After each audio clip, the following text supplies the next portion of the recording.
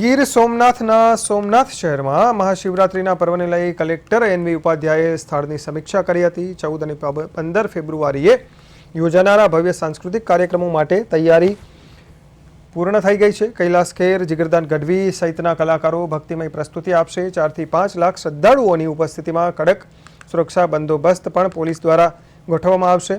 Line management અને frisking પોઈન્ટની વ્યવસ્થા હાથ ધરવામાં આવી છે। ટ્રસ્ટ અને સ્વૈચ્છિક સંસ્થાઓ દ્વારા ભંડારાની વિશેષ વ્યવસ્થા કરાઈ છે। જ્યારે ત્રિવેણી, હેલીપેડ અને મંદિર પરિસરની વ્યવસ્થા કલેક્ટરે નિરીક્ષણ કર્યું હતું। મહાશિવરાત્રિના આ પર્વને લઈને સોમનાથ સમગ્રપણે શિવમય બની ગયું છે। શક્યતા ઉચ્ચ મહાનુભાવો પણ આમાં સામેલ થશે। 14 અને 15 બંને દિવસ સાંસ્કૃતિક કાર્યક્રમનું આયોજન કર્યું છે આપણે।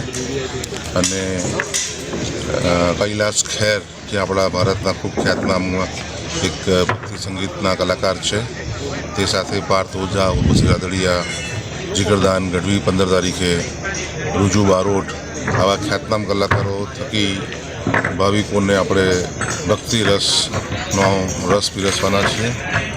આ ઉપરાંત મંદિરમાં પણ આપણી અપેક્ષા છે કે લગભગ 4 થી 5 લાખ શ્રદ્ધાળુઓ સોમનાથ દાદાના દર્શન માટે આવશે। તો એના માટે પણ પોલીસ સાથે સંકલન કરીને જે ફ્રિસ્કિંગ ચેનલ્સ છે આપણે વધારી છે અને યાત્રાળુઓને લાંબો સમય સુધી લાઈનમાં ના ઊભા રહેવું પડે